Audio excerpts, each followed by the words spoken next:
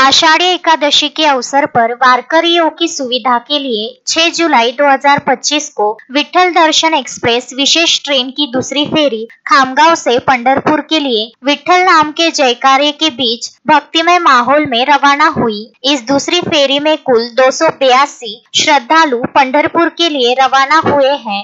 5 जुलाई 2025 को नागपुर एवं अमरावती से special train रवाना की गई थी, इसलिए आज के इस विशेष ट्रेन से केवल 282 वारकरी हैं। रेल प्रशासन की जानकारी के अनुसार इस दूसरी फेरी से रेल विभाग को लगभग 86,000 रुपए की आमदनी हुई है, ऐसी जानकारी स्टेशन मास्टर संजय भगत ने दी है।